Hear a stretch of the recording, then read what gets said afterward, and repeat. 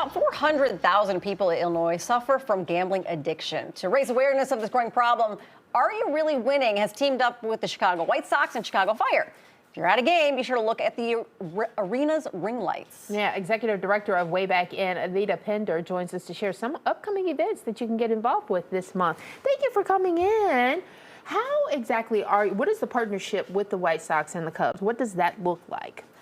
So the partnership with the Chicago Fire and the White Sox is really just to reach more awareness. And we want to be where people are at and where potential gambling could be going on. Now, gambling in itself is not wrong. It's not bad, right? It can be a pleasant experience. I think we mentioned something during the break about 50-50s. And if you don't have a problem and you want to, kind of put in and you're saying, well, I'm going to put in $5 or $20, and you can afford it and you have it, it's perfectly fine. But there are many people who do suffer, like you mentioned, 400,000. We know that about 700,000 are at risk. So we're talking about 1 million people in Illinois.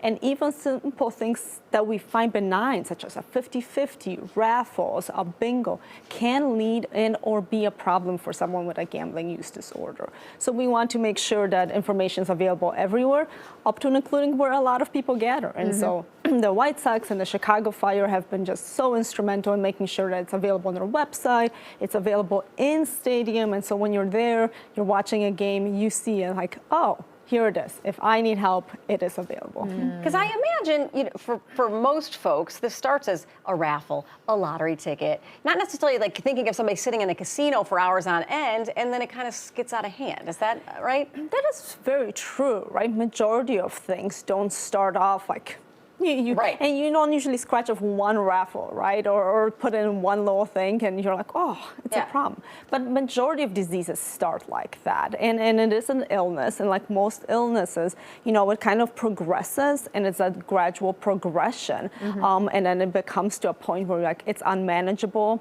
I can't really treat it on my own or handle it on my own, and I need some help.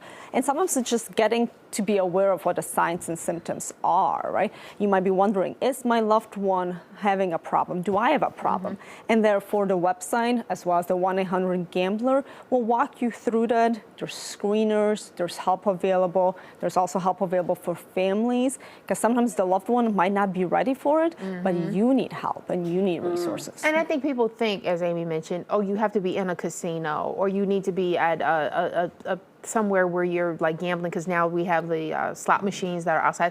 But that's not necessarily it. I mean, you could be card games, things that you do with family outside of, those institutions. Lottery. Lottery, card games, bingo. We see it with youth a lot. We see youth and sports betting, and I know we think they don't, but they're within college and high school, where there's a lot of that going on where we don't even think about it, because we say things like, well, they're not old enough to gamble, so therefore they're not. And yet we know that there's other issues that kids engage in that they might not be old enough to do. But how do you tell the difference between just being competitive and then having an addiction? That is very true, right? Like, where is your type A personality, your competition, or kind of the drive, right? Often we refer to something as a drive.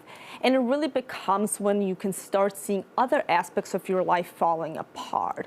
So a lot with any addiction, but with gambling addiction, we will see, with kids, we'll see grades drop. We'll see disinterest in any other activity. So usually with young people, we'll see them really interested in many things and participating in many things. And they start to focus in and zone into just this one very particular area. Same thing with adults. We'll see a lack of going to work or missing a lot of work or being extremely tired and unproductive at work. So we'll see, kind of performance issues coming up. And often people won't ask like, hey, what's going on, right? Like, what's happening? They're just going like, shape up, right? Get some more sleep. We also see suicidal ideations, and we see kind of signs of depression. So, not taking care of yourself, not eating, not sleeping, not exercising. So not really having a balanced life.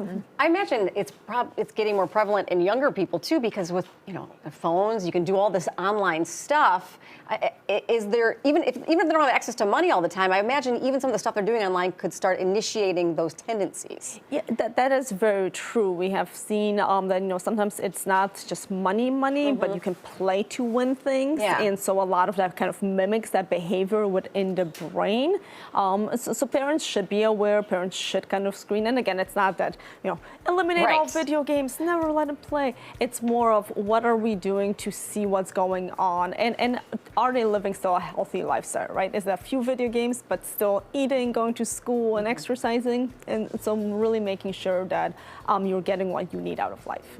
Healthy balance. Okay, grab those phones to scan the QR code on your screen for more information. If you or a loved one has a gambling issue, you can call the number on your screen for help or visit areyoureallywinning.com for more information. Thank you, Anita. That's the question. Thank you. Are you really winning? All right, thank you.